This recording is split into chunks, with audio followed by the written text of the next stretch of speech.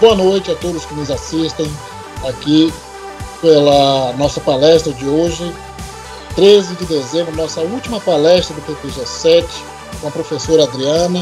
Professora Adriana, graduada em Ciências Biológicas, mestre e doutora em Genética e Bioquímica pela Universidade Federal de Uberlândia, é professora da nossa casa aqui da UFCAT, da onde eu sou discente do programa de doutorado. Ela é professora no PPG-7, tive maior satisfação de ter disciplina com ela, e aí não é merchan, não é fazendo média, não, ela é sensacional realmente, possui várias, é coordenadora local na UFCAT, do INCT Terra Nano do UFO, possui vasta experiência em design de óligos e plasmídeos, otimização e aplicação de PCR e suas variações, bem como da LAMP para fins diagnósticos e desenvolvimento da tecnologia de seleção de aptâmeros, SELEX. Eu vou pedir a todos que nos acompanham aqui ao vivo que mantenham as câmeras desligadas. As perguntas poderão ser feitas, né, tradicionalmente a professora Adriana, ou no final através do chat. Professora Adriana, é uma honra e satisfação muito grande minha de receber aqui na nossa casa no PPG-7. O palco virtual é todo seu. Obrigada, Neilton, obrigada ao programa, né, como você disse, é uma honra para mim também estar aqui, né, eu sou da casa, sou docente no PPG-7, e eu trouxe aqui uma abordagem um pouco mais geral, só para a gente entender esses avanços daquilo que a gente trata como biotecnologia, principalmente a biotecnologia moderna. Então, a gente tem, né, no nosso programa, hoje, né, o nome é esse ainda, né, em Ciências Exatas e Tecnológicas. Então, eu vou abordar aqui um contexto mais biotecnológico. Então, eu trouxe para vocês aqui como título o DNA recombinante e os avanços dessa biotecnologia moderna a partir do uso do DNA recombinante. Então, aqui para vocês, dentro do meu sumário, né, eu fiz uma síntese sobre o que eu vou estar abordando para poder contextualizá-los melhor. Então, eu vou fazer um breve histórico sobre o DNA e o DNA recombinante, né, basicamente, e engenharia genética. Também vou falar sobre interferência por RNAs e edição de genomas de uma forma mais simplificada, sobre OGMs, que são organismos geneticamente modificados, e não OGMs. Bom, no meu slide aqui de abertura, eu não poderia deixar de trazer para vocês a menção de que neste ano, em abril de 2023, foi completado 70 anos de descoberta ou elucidação da molécula de DNA. E essa elucidação, ou a descoberta da molécula de DNA, foi publicado na revista Nature. Então, aqui a gente tem os pesquisadores principais que fizeram parte dessa história. O James Watson, o Francis Crick, o Maurício Wilkins e a Rosalind Franklin. O James Watson, ele foi orientado por Crick e nas suas andanças, aí, nas suas palestras que eles assistiram, eles chegaram no laboratório em Londres, né, que era coordenado pelo Maurício Wilkins e onde a Rosalind Franklin realizava experimentos, sobretudo com cristalografias, né, de difração de raio-x. Então, em termos de experimento, a gente poderia dizer que os experimentos de Rosalind Franklin é o que marcaram a história dessa descoberta da molécula do DNA. E a Rosalind Franklin, né, trabalhando com esses ensaios de difração de raio-x, nas suas próprias falas, nas suas palestras, nos seus textos, ela dizia que a molécula de DNA é uma molécula longa e fina.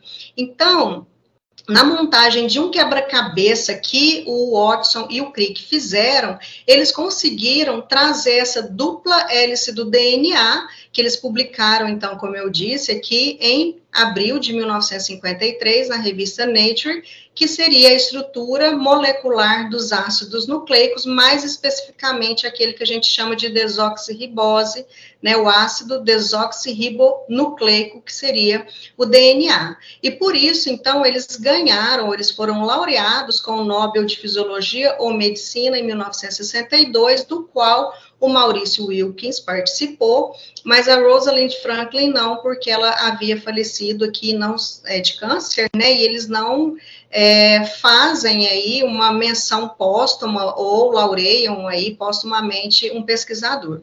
Então, em 1962, eles foram laureados com esse Nobel de Fisiologia ou Medicina, e a fotografia da Rosalind é a mais conhecida, que dentro desse contexto histórico, que é a foto 51, ou fotografia 51 da molécula do DNA. E aqui também, né, em meados desses anos, um outro pesquisador muito famoso, principalmente na fisicoquímica, ele também estava trabalhando com essa elucidação da molécula de DNA, que ele trouxe para nós que seria uma molécula de tripla hélice, né? E aqui o Watson e Crick foi os grandes nomes da época, o Watson, que era biólogo norte-americano, e o Crick, que é um físico, né? Então, esse biólogo com o físico, eles conseguiram trazer a elucidação aqui da estrutura da dupla hélice do DNA. Bom, e aí também dentro desse contexto histórico, né, então o DNA é uma dupla hélice, isso já foi muito bem sedimentado aqui de 62 e até hoje, né, e aqui em 1972 tem essa publicação também numa famosa revista que é a PNAS, do Paul Berg. Então, o Paul Berg, ele, junto, né, com seus alunos aqui, eles fizeram um método bioquímico para poder gerar uma molécula de DNA recombinante. O que tem essa molécula de DNA recombinante? Ele utilizou-se de enzimas de restrição, e aqui EcoR1. Eco significa Escherichia coli, ou seja, uma enzima, uma proteína que tem função de clivar a molécula de DNA como se fosse uma tesoura molecular. Então, em 1970, as enzimas de restrição começaram a ser caracterizadas. Em 1971, a primeira empresa que foi criada para se utilizar do conhecimento de enzimas de restrição foi a Cetus. Em 72, então, o Paul Berg trouxe essa possibilidade de fazer junção de moléculas, vamos dizer, de genomas diferentes. Então, DNA de vírus junto com, né, um gene de fago lambda e junto com o material genético da Escherichia coli, né, que é de uma sequência que a gente chama de operon, e que é o operon galactose. Então, utilizando essas ferramentas, ele fez uma molécula de DNA recombinante ou uma molécula quimérica, né, uma molécula híbrida. Por isso, em 1980, então, ele também foi laureado com o Nobel de Química. Logo em seguida, em 1973, dois pesquisadores que se encontraram numa conferência no Havaí, nesse caso eles não foram Nobel, né, mas eles marcam essa fase de descobertas de DNA recombinante ou de criação de moléculas quiméricas, que é o Herbert Boyer e o Stanley Cohen.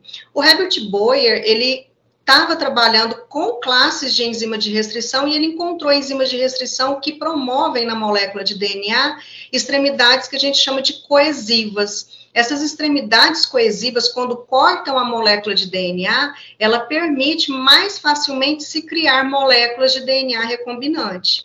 Por outro lado, essa conferência que eles se encontraram no Havaí era sobre plasmídio, o Stanley Cohen estava trabalhando com plasmídio. O que é um plasmídio? É uma molécula de DNA circular, extracromossômica, que não faz parte, de fato, daquele material genético de bactéria, nesse caso aqui seria uma Escherichia coli. Então, essa molécula, ela é capaz de se autoduplicar, né, e passar para as próximas gerações, assim como o genoma bacteriano é passado. Qual que foi o diferencial comparando com o trabalho publicado por Paul Berg? O diferencial foi que ele utilizou um organismo aqui mais complexo, né, e um gene de um organismo mais complexo, que foi uma rã. Então, ele pegou um fragmento de um gene dessa RAM, inseriu, utilizando a enzima de restrição, ligou a um plasmídio. A partir do momento que ele fez essa molécula de DNA recombinante, inseriu no plasmídio, e esse plasmídio foi colocado para dentro de um E. coli pelo princípio da transformação genética, ele conseguiu fazer aquilo que a gente chama de clonagem. As bactérias, elas começaram a se multiplicar em meio de cultura contendo esse material genético, que era um plasmídio engenheirado geneticamente, contendo esse segmento gênico da RAM. E por isso, esse trabalho, esses ensaios, né, que eles fizeram, então eles ganharam prêmios, vários prêmios, né, e um deles é esse prêmio Lemelso, que foi dado a eles pelo MIT. E aqui também surgiu uma nova era de se fazer, né, de se utilizar as bactérias como biofábricas. Então, em larga escala, porque uma bactéria ali no meio de cultura de uma, rapidamente, se tem os nutrientes necessários ali na plaquinha ou em tubo, ela vira 2, vira 4, vira 8, e assim exponencialmente. Então, vai se ter uma grande quantidade de bactérias produzindo ali aquela sequência daquele gene, e se tem, por exemplo, um vetor de expressão, esse material genético também ele é expresso e é produzido uma proteína que não é daquela bactéria. E aí começou, nesta época, a nascer essa era da biotecnologia moderna, onde vários pesquisadores, e aqui o próprio Cohen, né, o Stanley Cohen, ele fez a patente, né, começou-se a fazer-se patentes utilizando essas tecnologias. Então, aqui, quimeras moleculares, né, com biologicamente funcionais, gerando essas moléculas que, a partir daí, começou-se, né, a vislumbrar um interesse econômico sobre esse tipo de ensaios ou domínio de técnica, né, experimental, que passa a produzir produtos para uma sociedade. Então, aqui a gente tem a conferência de Asilomar, que aconteceu em 1975 na Califórnia. Esse artigo aqui que é muito interessante, né, sobre o nascimento da biotecnologia, também publicado na revista Nature em 2003. É um artigo bem simples, né, bem resumido, que fala sobre a necessidade de se regulamentar e se ter discussões éticas sobre o uso dessa tecnologia do DNA recombinante. E nos Estados Unidos ainda, né, o NIH, que é o National Institute of Health, que é um órgão regulamentador de saúde norte-americano, ele trouxe, né, ou criou um guia com categorias de DNA recombinante. E aqui, 77, 78, 79, nasceu uma empresa do Herbert Boyer, junto com outros aí, pesquisadores interessados no assunto, que foi a Genentech, que hoje ela faz parte do grupo da Roche. Então, em 1977, aconteceu a primeira clonagem de uma proteína sintética, que foi do gene que produz o hormônio somatostatina em bactéria. 78, gene para a produção da insulina, que foi clonado, né, e foi aí consegue-se produzir em larga escala a insulina, que é vendida comercialmente para controle da diabetes. Em 1979, do gene do hormônio do crescimento. Então, aqui a gente vê um grande interesse, principalmente farmacêutico, né, e de indústrias farmacêuticas voltadas para a produção desses produtos ou desses medicamentos para fins de tratamento na área da saúde. Mas a gente vê também que essa biotecnologia, ela vai para além da área da saúde, né? Então, a biotecnologia, ela tem uma aplicação na saúde, né, mas também na agropecuária. E aqui a gente tem uma planta de tabaco inteira, né, desde a raiz, caule, folhas, completamente fluorescente ou bioluminescente, pela presença de um gene da luciferase que foi inserido no tabaco. Então, aqui no escuro, essa planta, ela brilha, né? Vamos falar assim. Então, isso daqui aconteceu, foi publicado na revista Science, né? E aqui a gente tem uma expressão desse gene da luciferase gerando os organismos geneticamente modificados, que nesse caso seriam as plantas transgênicas, ou seja, ela tem um gene agora que não faz parte do seu genoma, que vem de outra espécie, né? Um gene trans. E isso foi publicado em 1986.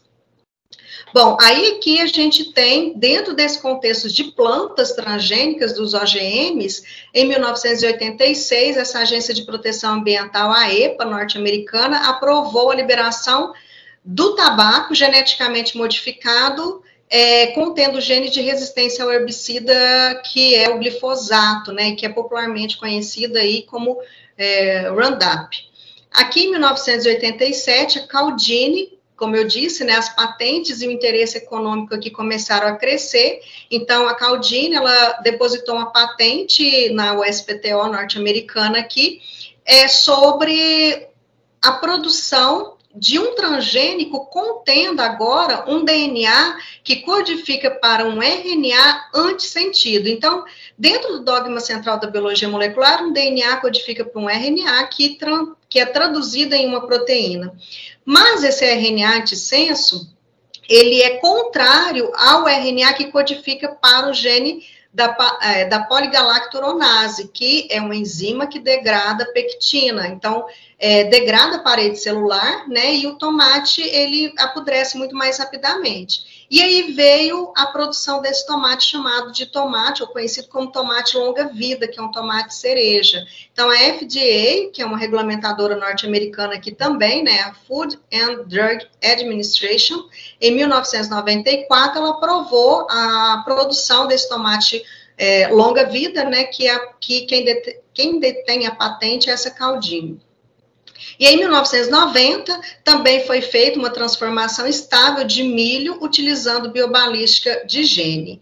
Então, aqui eu trouxe para vocês esse recorte temporal também para falar não somente do tomate longa-vida e da importância do conhecimento desse RNA antissentido, mas também para falar dessa produção de transgênico. Então, como eu falei lá atrás, eu falei sobre um plasmídio, que é uma molécula de DNA extracromossômica, e aqui, por exemplo, seria uma E. coli. Mas aqui a gente tem uma outra bactéria, que é a bactéria do gênero Agrobacterium, que tem um plasmídio que causa um tumor em alguns tipos de plantas. Então, se esse plasmídio, a porção dele que causa o tumor, foi inativada, inserir o gene de interesse, esse plasmídio ele consegue integrar o genoma da planta, e aí a gente vai ter uma planta que pode ter partes transgênicas. E por biologia molecular, por técnicas específicas da biologia molecular, a gente consegue saber qual parte da planta contém essa alteração genética e a gente consegue regenerar. Então, planta é muito mais tranquilo de trabalhar em termos de produção de organismo geneticamente modificado. E aqui, essa técnica de biobalística que está aqui embaixo é como se fossem tiros mesmo, disparado contra uma superfície da planta. Então, aqui, por exemplo, o bombardeador de partículas esse bombardeador de partículas, ele vai disparar partículas, micropartículas de ouro ou de tungstênio que vão estar revestidas com gene de interesse. Então, quando ele fizer, né, esses tiros aqui contra uma superfície foliar de uma planta, por exemplo, essa superfície, ela pode ser regenerada e aí pode-se testar se realmente ela vai ter essa inserção desse material genético aqui no genoma dessa planta. Então, biobalística é uma das técnicas de produção de transgênico, aqui principalmente para planta, e também o uso das agrobactérias também, principalmente a tumefacens ou tumefaciens. Aqui dentro de Brasil, né, o que a gente tem? Tem muita coisa, eu não trouxe, né, tudo, mas também um recorte de Brasil, daquilo que foi sendo liberado de OGM de plantas de 2007, 2008 e 2009, que foi uma cana geneticamente modificada com alto teor de açúcar, né, contendo alto teor de açúcar, o algodão também tolerante a herbicida e a soja transgênica tolerante a herbicida, que é a mais conhecida da Monsanto, e o algodão resistente a inseto. Então, aqui do lado, a gente tem uma plantação de soja, né, resistente a herbicida. Então, quando se joga o Roundup, aqui do lado a gente tem uma plantação que morre, né, que seria as pragas, né, daninhas ou ervas daninhas ou plantas que eles não têm interesse, e aqui seriam as sojas aqui crescendo, então, nessa área de plantação. Tá? Então, aqui a gente tem essas resistências que foram geradas a partir do conhecimento dessa tecnologia do DNA recombinante. Aqui um pouco mais recente, porque aqui a gente já entra nos anos de 2006, embora que eu trouxe para vocês esse recorte, 2007, 2008, 2009, mas com base na tecnologia do DNA recombinante, lá de Herbert Boyer, Stanley Cohen, Paul Berg, né? E aqui a gente tem um outro tipo de ferramenta. Então, em 1990, pesquisadores trabalhando com petúnias violetas, eles utilizaram uma tecnologia semelhante a essa, de RNA antissentido, para tentar silenciar o gene que produz a cor violeta nessas petúnias. E o resultado não foi um silenciamento completo. Quando não acontece esse silenciamento completo, a gente diz que houve um knockdown. Então, neste caso, produziu-se plantas não com flores totalmente brancas, mas com flores variegadas. Só que os pesquisadores da época não sabiam muito bem o que tinha acontecido, né, qual que seria a explicação. E aí, em 1998, esses pesquisadores, né, o Andrew Fire e o Craig Mello, trabalhando com um modelo genético que é de nematódio, o C. elegans, eles injetaram nesse nematódio vários tipos de RNAs. RNA sentido, RNA de sentido e RNA dupla fita curto, uns RNAs pequenos. Quando eles injetavam cada um deles, o que eles observaram de alteração no movimento do nematóide na placa foi com RNA de dupla fita. Então, eles demonstraram depois, né, como que seria a via de acontecimento disso, mas esse RNA, que seria um RNA, o principal dele seria o RNA da dupla fita, mas o antissentido, né, a um RNA mensageiro-alvo, ele ficou conhecido como interferência por RNA, ou RNA de interferência, e nesse caso mais específico, que seria sintético, siRNA, ou Small Interference RNA. E aqui, eles, por causa desse experimento, então, né, de RNA de dupla fita, que causa essa interferência potente aqui sobre o nematóide, eles foram laureados também com o Nobel de Fisiologia ou Medicina em 2006.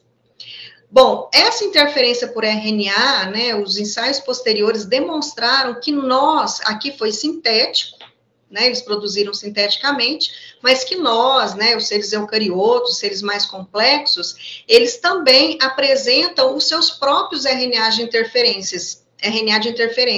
Então, nós, seres humanos e outras espécies, contêm no seu material genético genes que codificam para curtos RNA de dupla fita, que foram chamados de microRNA, para não ficar igual àquilo que seria sintético. Então, o siRNA são pequenos RNA de interferências, o miRNA são pequenos RNA de interferência, mas chamado de microRNA. E em nível de citoplasma, tanto o siRNA quanto o miRNA, ele vai ser reconhecido por um complexo de proteínas diversas, que são nucleases, e essas nucleases, elas fragmentam o RNA quando esse RNA ficar de dupla fita. Então, chegou um RNA de dupla fita aqui, esse RNA de dupla fita, uma das fitas vai ser redirecionado por esse complexo, aqui a gente tem um RISC, que é do inglês, complexo de silenciamento induzido por RNA. Esse RNA vai ser redirecionado a um RNA mensageiro-alvo. Quando esse RNA ficar de fita dupla, enzimas nucleases vêm e clivam isso daqui de forma dirigida por um RNA. E aqui a gente vai ter uma redução na expressão desse gene-alvo. Então, a gente vai ter um knockdown. Do lado de cá, a mesma coisa, só que aqui vai ser pela inibição de tradução. Quando esse RNA mensageiro, que normalmente é de fita simples, ficar de fita dupla, vai ter um bloqueio nessa tradução e não vai haver a tradução desse material genético, havendo, então, uma redução da proteína-alvo. Para além disso, a gente também tem a produção, por exemplo, como o SI, né, aqui de 1998, dessa publicação, depois o Nobel de 2006, eles são sintéticos, também tem como fazer microRNA artificial, se a gente conhecer essa via, né, e saber dos microRNAs que aquele genoma produz ou que aquele genoma codifica, né, então são moléculas de RNAs não codificante ou silenciadores gênicos pós-transcricionais. E aqui ainda, nesse contexto de moléculas de RNAs que podem ser guias, né, para redução ou para bloqueio completo da expressão de um gene, a gente tem o sistema CRISPR-Cas. Esse sistema, ele também começou-se a ter um interesse muito grande sobre o CRISPR-Cas, porque é uma forma de bactéria se defender de vírus, por exemplo, invasores. Então, é uma resposta imune adaptativa. Pessoal, vocês estão me ouvindo bem? Então, sim. Estou aqui ainda? Estamos juntos? Estamos juntos. Então, seria, nesse sistema aqui, seria como se fosse uma resposta imune de bactéria contra invasores. Então, aqui, eu estou mostrando para vocês a corrida, né, pela patente. Quem vai deter a patente? Então, esse Zhang, né, que é um chinês, mas foi nos Estados Unidos, os dois, né, estavam lá, estavam correndo para ver quem conseguiria o Nobel, né? Então, a USPTO aqui, na verdade, deu a patente, conferiu a patente para o Zhang, a Jennifer Doudna e a Emmanuelle Charpentier também tentaram ali nessa luta, e no final das contas, elas ganharam, né? Então, aqui a Universidade de Berkeley, né, e outro instituto, Broad aqui, que estavam brigando. E aqui estão as duas pesquisadoras que mais recentemente acabaram de ser laureadas com o Nobel de Química de 2020, por esse processo de edição de genoma, que pode chegar àquilo que a gente chama de knockdown, realmente silenciar completamente a expressão de um gene. De uma forma simplificada, aqui seria uma célula bacteriana. Aqui é um vírus com seu material genético. Então, no momento de aquisição, esse material genético viral entra para dentro da célula. Mas, o que acontece? Quando ele entra para dentro da célula, vou tentar explicar de uma forma mais simplificada, quando ele entrar para dentro da célula, é como se a bactéria quisesse um pedaço do material genético dele para ela. Então, no genoma da bactéria, ela vai ganhando fragmentos de DNA viral, invasor. Então, aqui a gente tem um locus CRISPR, que são repetições palindrômicas espaçadas e regularmente intercaladas. Então, aqui a gente vai ter um pedaço de fragmento desse vírus, aqui de outro, aqui de outro, aqui de outro, aqui de outro, e assim por diante. Quando ela recebe esse material, numa próxima invasão, ela vai conseguir degradar o material genético do vírus. Como? Por esse processo de interferência, mas por esse processo de biogênese ou produção desses RNAs pré-CRISPR ou CRISPR. Então, aqui esse locus vai ser expresso, então esse aqui é um DNA, vai ser expresso na forma de um RNA pré-CRISPR aqui, um RNA de CRISPR. Aqui a gente vai ter um outro tipo de RNA, que é um transativador desse RNA de CRISPR, que ele tem uma estrutura conformacionada. Esses dois juntos aqui formam como se fosse um RNA guia, que comercialmente ele é vendido como RNA guia. Isso aqui, o que eu estou explicando é o que acontece de fato na célula como uma resposta imune adaptativa da bactéria contra invasores, né? Então, isso aqui acontece natural, mas isso também é feito comercialmente. Então, aqui tem esse RNA guia e uma outra proteína aqui que é codificada pelo genoma da bactéria, que é a proteína Cas9 ou Cas9. Então, esse sistema, o CRISPR, o locus expresso, né, contendo vários materiais genéticos, mais a proteína Cas, essa proteína Cas, ela é uma nuclease dirigida aqui por esse RNA. Ela vai levar aqui esse RNA ao pareamento numa próxima invasão com o material genético viral. Essa proteína, ela cliva esse material genético, né, ela picota, e aí o vírus não vai conseguir fazer novas partículas virais. Então, esse sistema, ele é vendido hoje, né, com várias empresas aí no mercado, ou comercialmente, de duas formas. Tem como a gente fazer uma quebra, né, uma dupla quebra na fita de DNA e depois o reparo nessa fita desse DNA danificado aqui por junção não homóloga, e aí quando tiver o reparo vai ser inserido inserções, normalmente inserções em deleções, que são mutações que a gente chama de indels, e aí essas indels, ela vai fazer uma quebra no gene, apesar de ele ter sido reparado. Então, esse gene, ele já não é mais funcional como ele deveria ser. Então, ele foi silenciado, é um knockout. Aqui do outro lado é quando se tem um DNA doador alvo template. Então, isso poderia ser muito útil para doenças, por exemplo, monogênicas, como a anemia falciforme. Então, o DNA doador tem um gene completo aqui, por exemplo, da cadeia beta da globina, e aqui, com esse pareamento, vai ter a substituição desse material genético. E aí a gente poderia-se dizer que a gente teria a produção de um transgene, né? Mas o gene seria o mesmo gene do humano, né? E aí vem uma discussão sobre o que seria essa geração de organismos geneticamente modificados. Bom, e em termos de regulamentação, então falei para vocês de DNA recombinante, falei para vocês sobre o RNA de interferência, ou interferência por RNAs e sobre CRISPR-Cas.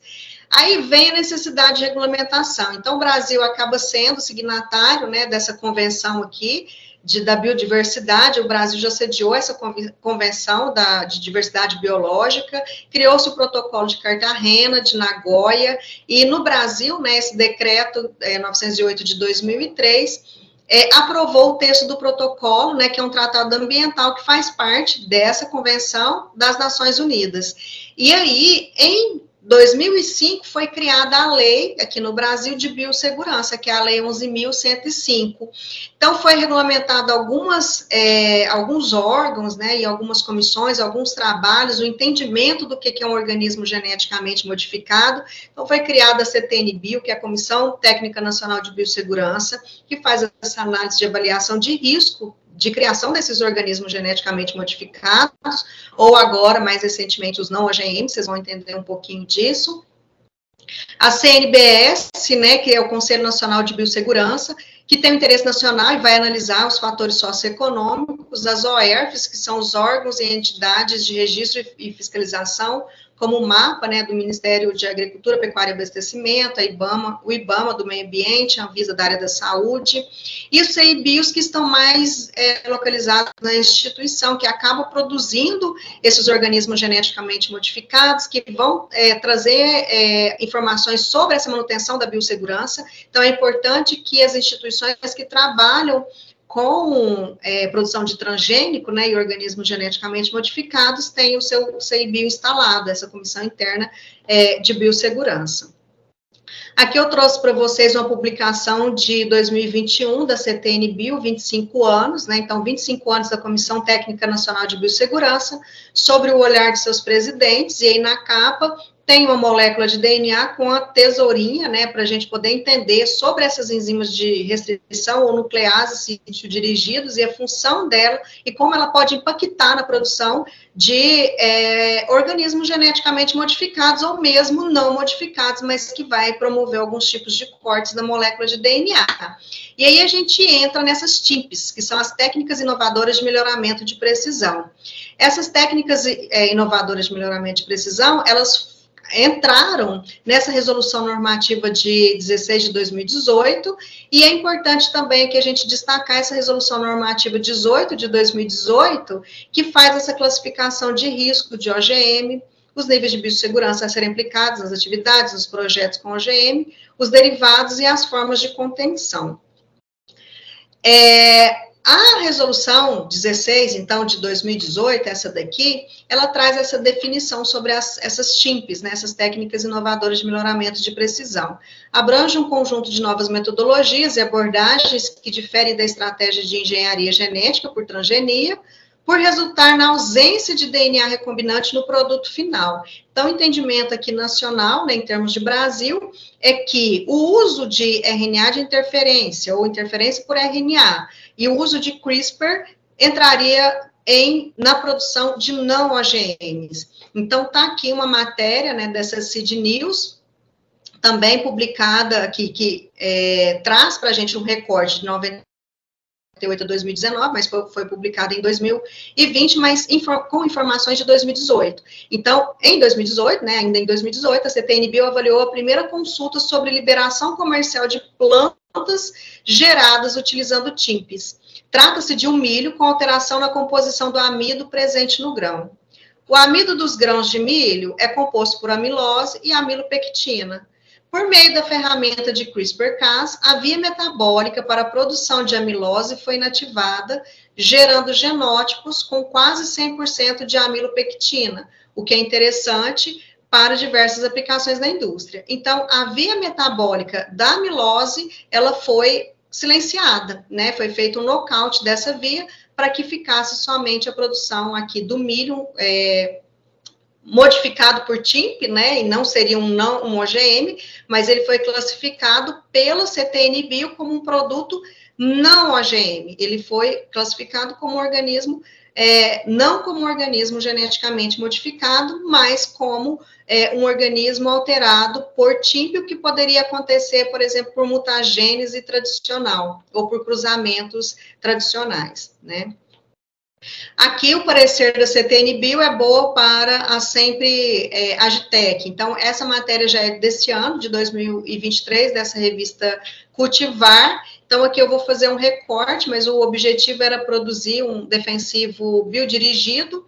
Esse defensivo seria um produto pulverizável, que tem como base a molécula de RNA de dupla fita, que nesse caso seria interferência por RNA, que atua no controle de percevejos marrons e barriga verde, que causa danos relevantes em cultura de soja e milho. De novo, de acordo com a CTN-Bio, trata-se de técnica inovadora de melhoramento de precisão, uma TIMP, e essas técnicas podem originar produto não considerado como um OGM. Aqui eu trouxe para vocês informes, né, sobre as reuniões plenárias da CTN-Bio.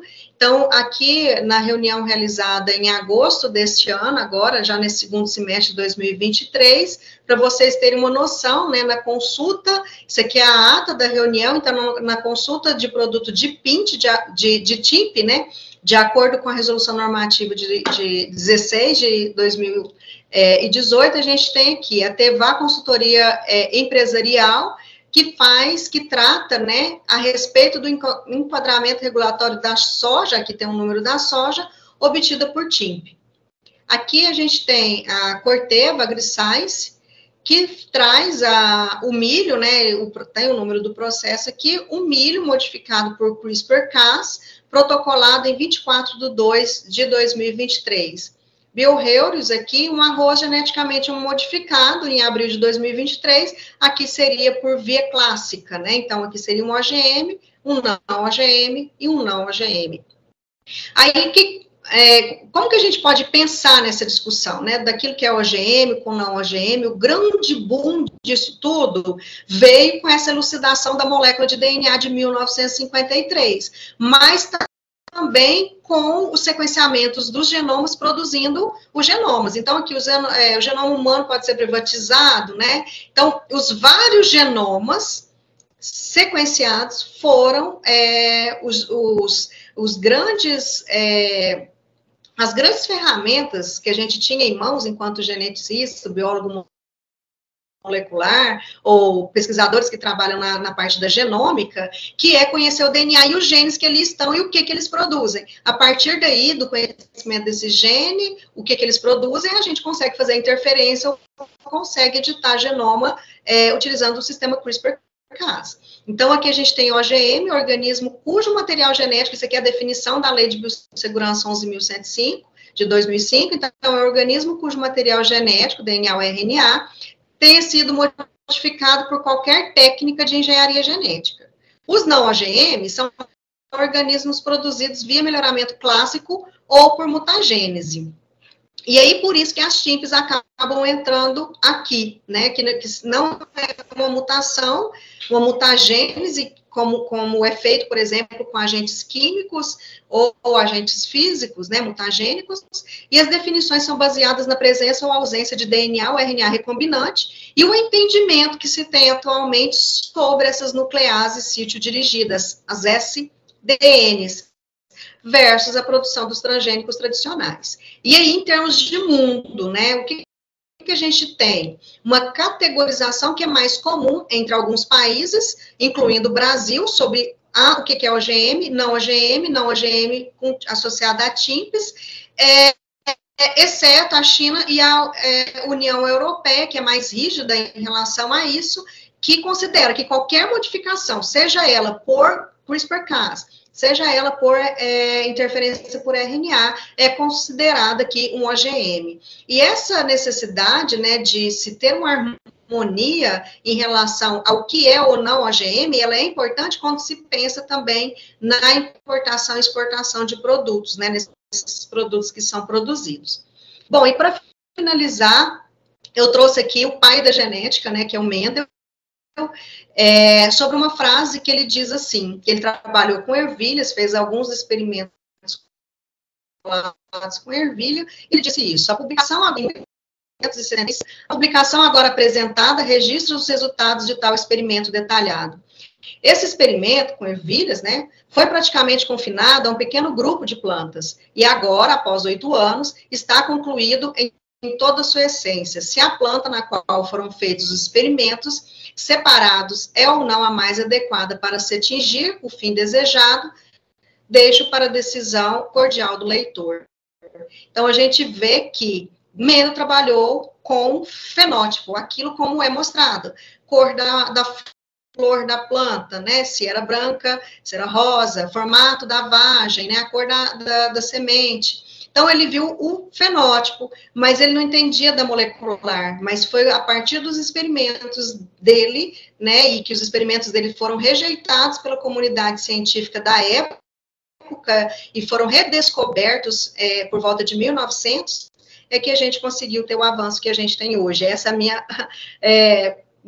a minha opinião, né, em relação à leitora e à estudiosa desse assunto. Então, aqui eu deixo os meus agradecimentos, né, à comissão organizadora aqui dos seminários, à University Chapter pela parceria aí com o nosso programa, com o PPG7. Está aqui o meu e-mail, e aqui tem algumas referências, né, que eu utilizei, mas que eu fui deixando para vocês aí também ao longo dos slides que eu fui apresentando. E era isso que eu trouxe para apresentar para vocês. Adriana, sensacional. É um passeio para quem não como você falou, para quem de repente não é da área que está ligado, é um passeio que abre as portas do conhecimento. Aí eu queria começar, eu sei que vão ter outras perguntas, você tem um horário também, mas eu queria fazer uma pergunta de uma coisa que eu vim acompanhando há um tempo. Onde é que entra os tratamentos feitos, por exemplo, para recomposição de queimados, com os estudos de outros, eu acho que vi com relação à pele de peixe, para recomposição da pele humana, entra dentro dessa tecnologia, como isso pode ser tratado? Neilton, parei de projetar minha apresentação para vocês? Parou, sim. Eu não parei, né? Não, então tá bom, porque eu não estou aprendendo aqui ainda. É uma área diferente essa, né? Essa que eu abordei aqui para vocês seria uma área mais molecular, embora sim, né? A gente precisa de ter um conhecimento, por exemplo, de rejeição, de como que a expressão de genes em ambos os tipos de tecidos, né? Porque, só para poder lembrar um pouquinho da parte biológica, então, nós, né, seres humanos, nós somos seres multicelulares, então eu vou falar da gente. Enquanto seres multicelulares, a gente tem várias células que, em conjunto, formam os tecidos, que formam os órgãos, que formam os sistemas. E a expressão, por exemplo, desses materiais genéticos em termos de pele, ela é específica para a pele ser pele. Então, essas análises poderiam ser feitas em níveis moleculares, né? Mas como que está o avanço disso na regeneração de pele seria outra área do conhecimento, que não seria essa propriamente dita, tá? Tá certo. Mas, por exemplo, pensando assim, fora da caixinha, pensando fora da caixinha, de repente, um outro gene sendo inativado ou reduzindo a expressão por interferência por RNA, para o sistema CRISPR-Cas, a gente melhora a possibilidade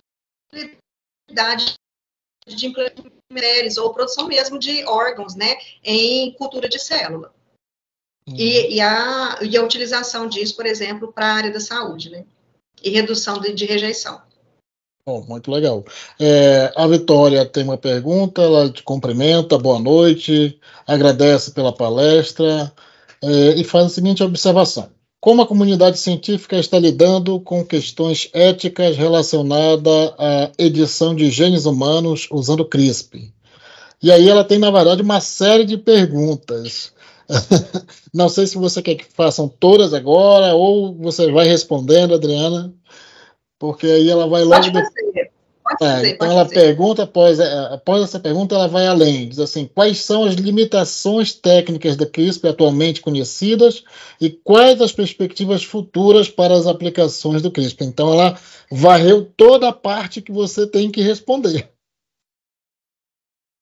Tá bom. Então vamos por partes, né, Vitória? Em relação a humanos, né? Quando a gente vê lá em 1975 a conferência de Asilomar, né, trazendo a necessidade de discussão ética sobre isso, antes disso a gente já teve a criação também de comitês de ética em pesquisa. Então, essas regulamentações éticas, elas variam muito no mundo, tá? Por exemplo, em 2018, a gente teve uma publicação de um chinês que fez a edição de genoma de gêmeas, ali, de embrião de gêmeas, para poder nocautear um gene que seria um gene de suscetibilidade ao HIV. Então, nem era genoma não era uma doença genética, vamos falar assim, igual como eu falei da anemia falciforme, que seria uma doença monogênica. A gente tem um monte de doença aí, que a gente conhece a causa, conhece o gene, então a gente consegue editar, né? Poderia editar para poder melhorar essa resposta em relação à doença, né, que não tem tratamento efetivo e eficaz. Então, nesta época, em 2018, né, antes do Nobel lá da Jennifer Doudna e da Emmanuelle Charpentier de 2020, já foi um grande boom, assim, no mundo sobre essa questão dele, né, ele foi caçado, assim, ele foi preso, se eu não estou enganado, ele parou, ele não pôde mais pesquisar. Por quê? Porque ele fez essa edição que ainda não tinha um conhecimento profundo sobre o que poderia acontecer, e aí eu já vou ligar sobre os efeitos que o CRISPR-Cas, que a gente sabe que ele pode causar. A pergunta da Vitória era sobre a questão relacionada à edição dos genes humanos, né, que você vinha abordando. Depois ela pergunta quais são as limitações técnicas da CRISPR atualmente, né? E quais as perspectivas futuras para a aplicação do CRISPR. Eu já aprovei, porque aí o Erivan, enquanto você teve um problema de conexão, ele fez um comentário aqui, primeiro dizendo que a pergunta da Vitória era muito interessante, que era o que também iria lhe perguntar, e que eu acho que também está de uma outra colocação mais clara. Há algum tipo de legislação para esse tipo de trabalho, quando se trata para humanos, né? É a pergunta do Erivan. Então tá bom, então eu vou continuar. Então, quando a gente vai fazer esse desenho, principalmente do RNA guia, né, tem que ser, e as empresas também já fornecem esse design muito bem feito, né, muito bem varrido, né, essas sequências dentro do genoma, e quais são os potenciais off-targets. Então, já pegando um gancho aí da pergunta do Erivan, quando você vai fazer esses ensaios, a gente faz ensaio normalmente em célula, em cultivo, né, em células no laboratório, para poder...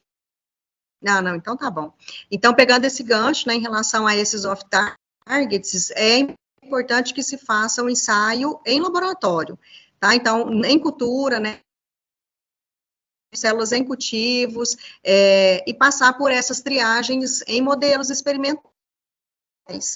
Modelo animal, né, como eu disse, travou tudo aqui para mim, tô vendo mais ninguém. Do experimento que foi feito lá com o nematóide, né, C. elegans. Em relação a seres humanos, não pode, né, não é feito isso ainda. Então, a gente tem essas terapias que podem ser feitas ex vivo, que é pegando o material genético da pessoa, editando fora dela, e depois voltando, reinjetando nela, né, são algumas das possibilidades que a gente vislumbra aí no futuro. Então, a gente fala de terapia gênica, seria um modelo de terapia gênica utilizando o sistema, por exemplo, CRISPR-Cas ou mesmo RNA de interferência. Mas tem que ter a parte ética, né, que regulamenta isso tudo acontecendo. Perfeito. Adriana... Conseguiram me ouvir bem? Ficou ótimo, deu para ouvir melhor. Eu também desliguei aqui o vídeo para ver se a gente consegue ter uma transmissão mais legal. Eu acho que é questão do horário, não sei dizer.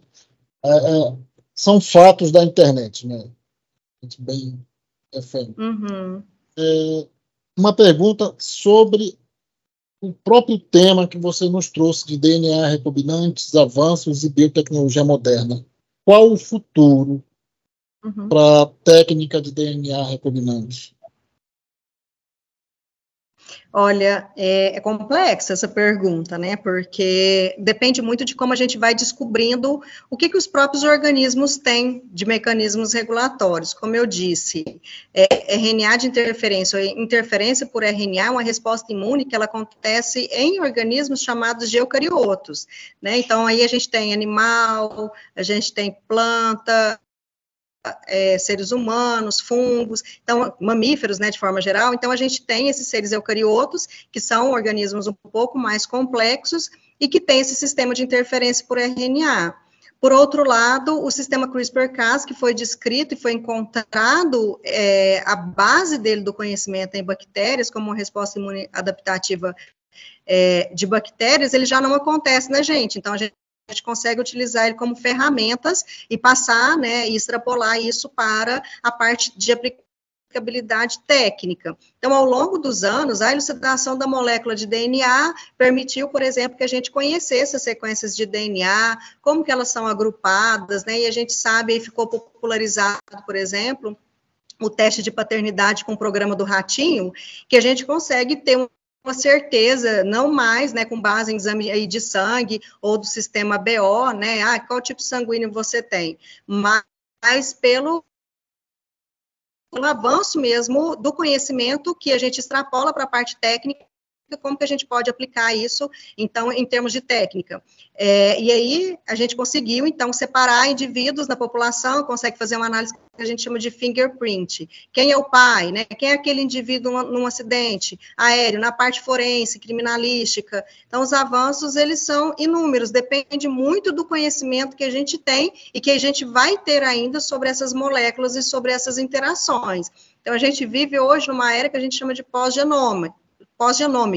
A gente veio do sequenciamento dos genomas e sequenciamento do genoma humano, o rascunho foi publicado por volta de 2000, e a gente tem, né, vários genomas sendo sequenciados e vários equipamentos, né, mais modernos sendo produzidos, equipamentos extremamente caros, né, muitas das vezes, mas que nos ajudam a produzir, né, algum tipo, não só de conhecimento, mas de técnica que pode ser aplicado com essa vertente da biotecnologia moderna. Então, nessa era pós-genômica, lipidômica, metaboloma, interactoma, e por aí vai, né, o conhecimento, proteômica, transcriptoma, naquele momento da célula, no estresse hídrico do arroz, como que estão os RNA sendo expressos?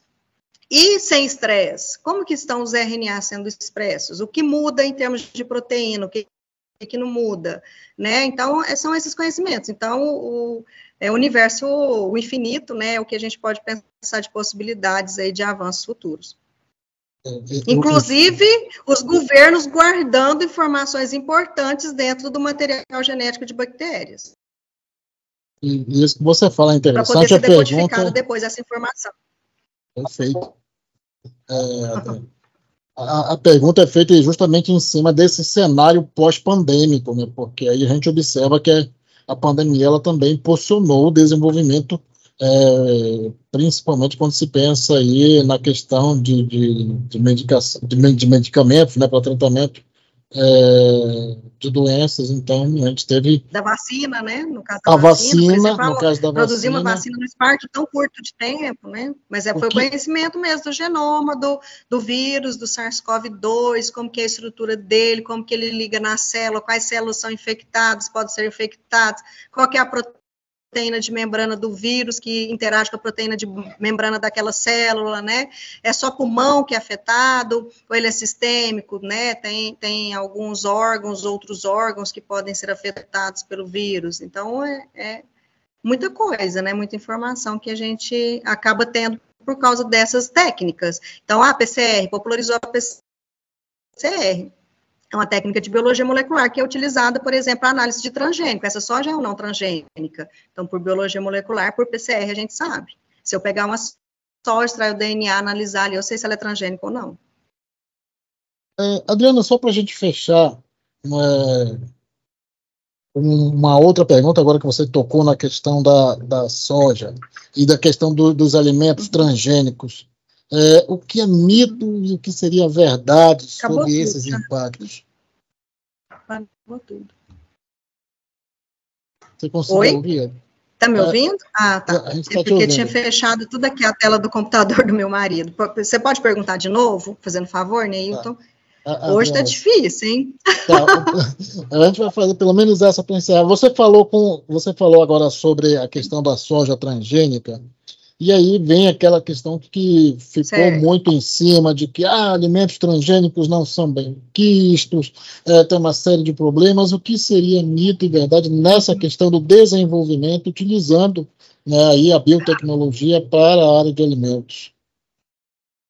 Sim, não só, né, Neilton, mas só pensa nessa área de alimentos também. E a genética, ela é muito intrigante, né, porque se é uma via de produção natural, como o Mendel fez lá atrás, que eu falei que ele fez cruzamentos artificiais controlados,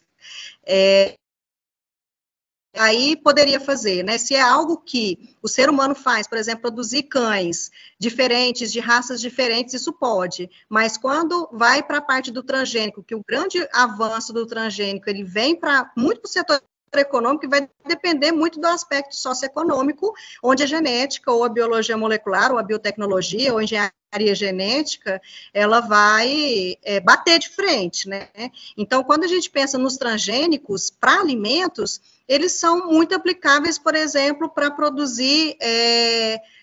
tem plantas que podem produzir vacinas, né, de interesse. Não precisa ser no animal, a gente pode usar a planta. A planta transgênica para produzir outras coisas que é de interesse nosso, não necessariamente uma bactéria, não necessariamente um modelo animal. Então, os mitos e verdades vai muito daquele conhecimento e da ignorância acerca do assunto, né? Ele vai trazer alergia, mas alergia, gente, não é natural, né? Não é determinado, por exemplo, por uma reação de antígeno, anticorpo. Onde que está esse antígeno? É só pela via do transgênico que vai despertar essa reação? Será que do natural mesmo, daquilo que é da natureza, não aconteceria isso? Agora, a ela vai para além, eu acho, né? A verdade disso tudo é como que vai ficar contido ou detido esses organismos geneticamente modificados. Pode ir variando o pool gênico daqueles ancestrais que a gente teria, né? Que tem informações importantes que a gente pode acabar perdendo se for avançando, né? E dependendo da quantidade do avanço desses transgênicos, agora pensando em planta, né? No poder de disseminação aí de pólen, mas normalmente essas plantas também acabam sendo estéreis, né? Eles não produzem transgênicos férteis para poder deter a patente, né? E deter a venda. Então, as sementes você vai conseguir comprar deles, né? Muitas das vezes eles fazem assim. Então, depende muito de como que esse produto ele vai ser pensado, né? Ele vai ser produzido, ele vai ser patenteado para poder chegar no mercado. Em termos de mitos e verdades, o que acontece com o produto geneticamente modificado pode acontecer naturalmente, que é isso que a lei de biossegurança trata. Adriana, eu agradeço muito a sua participação aqui conosco, aos colegas que estão aqui, caso ainda queiram fazer alguma pergunta, a professora está à disposição. A gente teve uma dificuldadezinha com a internet, mas é sempre uma grande satisfação contar. Assim como é muito interessante ter, quando o aluno forma e vem como prata da casa, ter o professor, que é uma grande joia da casa, né, também aqui conosco apresentando. E esse ano nós já tivemos mais de um professor do PPG-7 aqui conosco nas palestras de seminário. Então, agradeço a sua participação, deixo ali para você a mensagem final e depois a gente vai se despedindo. Bom?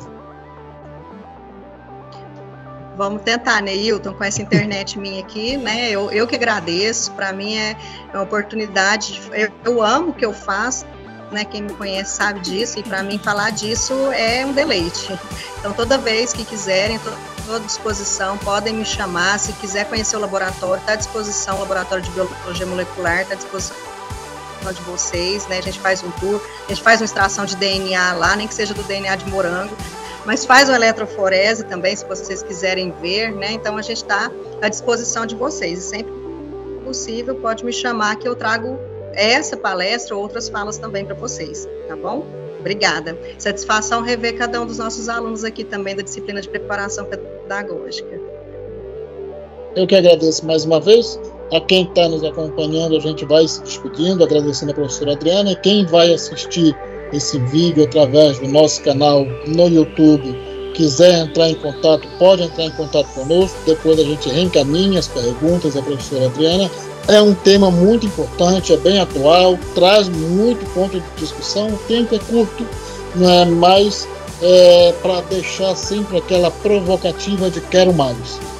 Então a gente agradece mais uma vez e deseja a todos uma boa noite e um até logo. Tchau, tchau, Adriana. Tchau, tchau, Neilton. Obrigada.